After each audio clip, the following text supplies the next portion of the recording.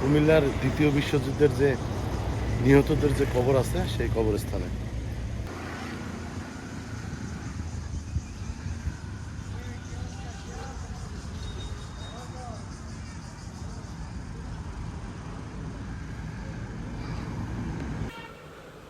আপনাদের একটা কথা বলে রাখা ভালো, এই যে আপনারা কবরগুলো দেখতেছেন, এগুলো কিন্তু ঠিক সেনাবাহিনী যেভাবে প্যারেডে দাঁড়ায় ঠিক সেভাবে কবর দেয়। এটা দেখতেছেন, এইটা সামনে তিনজন, বাকিগুলো সবাই পিছনে। এবং যারা সৈনিকগণ আছেন এবং অন্য অন্য র্যাঙ্কের যারা ছিল, তারা কিন্তু সবাই সারিবদ্ধভাবেই দাঁড়ানো, মানে কবরগুলো ঠিক সারিবদ্ধভাবেই দেয়া আছে।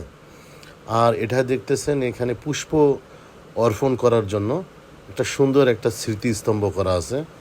এটা খ্রিস্টানদের যে একটা যিশুর একটা অ্যারোমার্ক থাকে, চিহ্নিত করা থাকে, যার যার ধর্মের যেটা বলা যায়, সেটা এখানে স্থাপন করা হয়েছে। আর আপনারা যদি দেখেন, একদম কবরগুলান খুব সারিবদ্ধভাবে, এবং যেভাবে সেনাবাহিনীর প্যারেডে দাঁড়ানো হয় ঠিক সেই ফলশ্রুতিতেই এই কবরগুলো এখানে স্থাপন করা।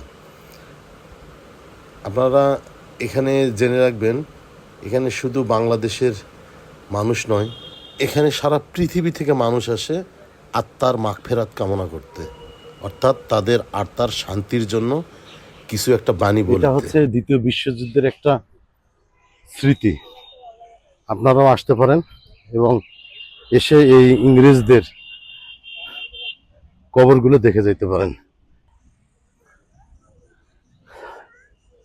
ইনার ভর্তিকালীন বয়স, কত সালে মারা গেছে এবং কোন কোরের, উনি ছিল সিগন্যাল কোরের। এদিকে যদি আসি আমরা, তাহলে দেখবো ইনিও ছিলেন সিগন্যাল করে। আমরা যদি একটু পিছনে আসি, তাহলে দেখবো ইনিও ছিল সিগন্যাল করে। এবং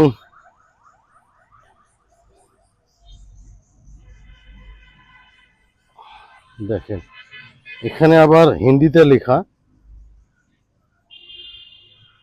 এটা বলতে পারতেছি না কিসের, ইংলিশে হয়তো একটু পড়া যেত। এখানে সকল সমাধির যারা যারা মারা গেছে সবারই নাম, ঠিকানা সব কিছু লেখা আছে।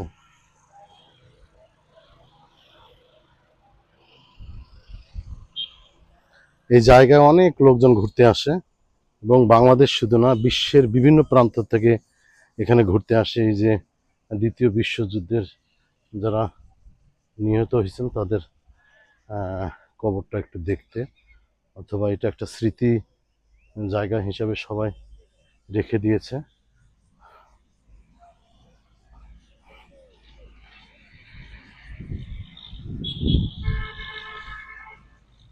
এই দ্বিতীয় বিশ্বযুদ্ধের সমাধি প্রান্ত থেকে আমি চলে যাব বাইরে, এবং সবাইকে আমন্ত্রণ করে গেলাম আমার এই ঘুরে বেড়ায় এবং ছোট্ট ছোট্ট ব্লগগুলা আপনারা দেখবেন। যদি ভালো লাগে অবশ্যই শেয়ার করবেন, কমেন্ট করবেন।